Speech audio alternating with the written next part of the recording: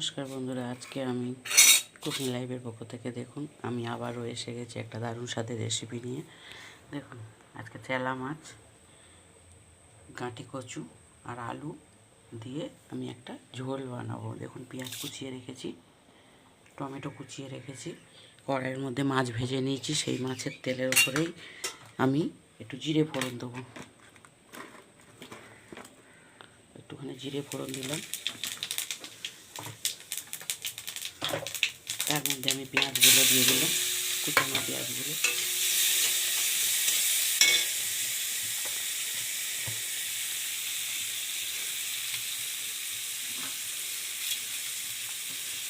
কুচানো পেঁয়াজগুলো দিয়ে দিলাম।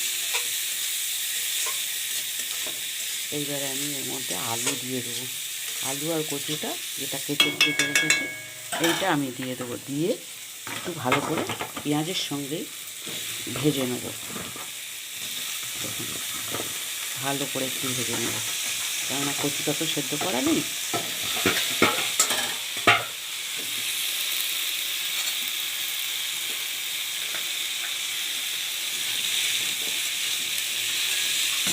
কচু আলুটাও ভাজা হয়ে যাবে, পেঁয়াজটাও ভাজা হয়ে যাবে।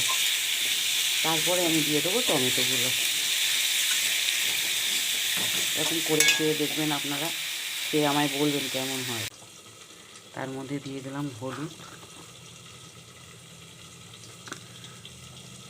তার মধ্যে দিয়ে দিলাম একটু লঙ্কা,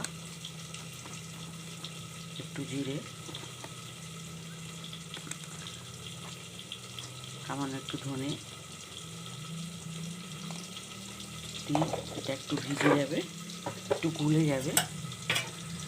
তারপরে একটু গুলে এটাকে মশলাটা আমি ঢেলে দেবো। একটু গুলিয়ে নিতে হবে মশলাটাকে। এইবারে আমি এটাকে দেখুন, এটা কি সুন্দর ভাজা ভাজা হয়ে এসছে। পেঁয়াজও ভাজা হয়ে গেছে, আলুও ভাজা, কচুও ভাজা।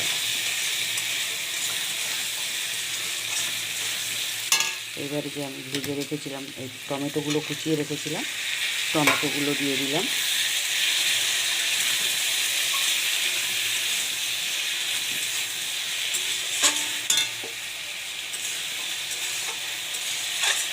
এইটা দিয়ে আমি একটু ঢাকা দিয়ে দেবো, তাহলে টমেটোগুলো গলে যাবে।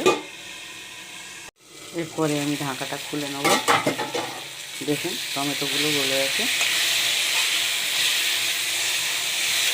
আর যে মশলাটাকে রেখেছিলাম ভিজিয়ে, এইবারে আমি সেই মশলাটা দিয়ে দেবো।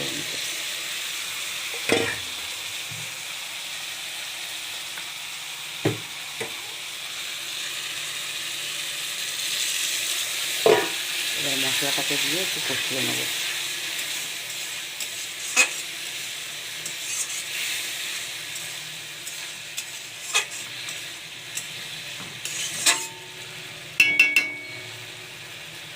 কচু সেদ্ধ হয়ে গেছে, মশলাটাকে দিয়ে আমি এবার একটু কষিয়ে নেব।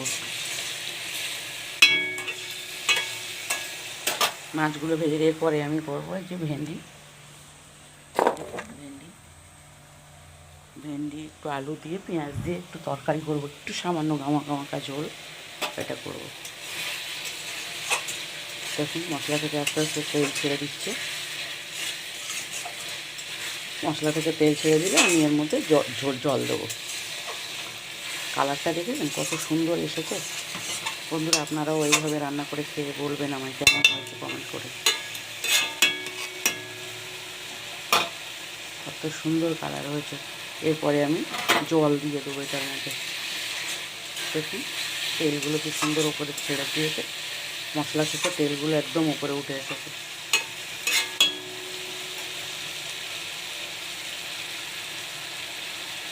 বন্ধুরা রান্নাটা আমার শেষের পথে। দেখুন ঝোলটা ফুটে উঠেছে, আমি একে একে মাছগুলো দিয়ে দিচ্ছি। কেন, যেহেতু এটা চেলা মাছ, এটা খুব নরম মাছটা, তার জন্যে একটু মাছগুলো দিয়ে একটু 2 মিনিট ফুটবে, আমি নামিয়ে নেব। রান্না আমার কমপ্লিট। দেখুন কত সুন্দর হয়েছে কালারটা। ঝোলটা একটুখানি সামান্যই হবে। রান্না আমার কমপ্লিট। এই রান্নাটার জন্যে আমি আরও একবার রেসিপিটা বলে দিচ্ছি আপনাদেরকে। কারণ রান্নাটা আমার হয়ে গেছে। প্রথমে আমি মাছটা ভেজে নিয়েছি। মাছটা ভেজে নেওয়ার পরে তারপরে আমি মাছ ভেজে তুলে নেওয়ার পরে ওই মাছের তেলের মধ্যে অল্প সামান্য তেল দিয়েছি, দিয়ে জিরে, সাদা জিরে অল্প একটু ফোড়ন দিয়েছি। তারপরে দিয়েছি আমি পেঁয়াজ কুচি, তারপরে আমি আলু আর কচুগুলো দিয়ে দিয়েছি, দিয়ে একসঙ্গে ভাজা ভাজা ভাজা করে নিয়েছি। তারপরে আমি দিয়েছি টমেটো কুচি, তারপরে জিরের গুঁড়ো, লঙ্কা আর আপনার হলুদ গুঁড়ো দিয়ে আমি এই রেসিপিটা, এইটা হলো এই কচুর ঝোলের রেসিপি। দেখবেন, খেয়ে বলবেন কেমন হয়েছে। আমার রান্না কমপ্লিট। এবার আমি তরকারিটা নামাবো।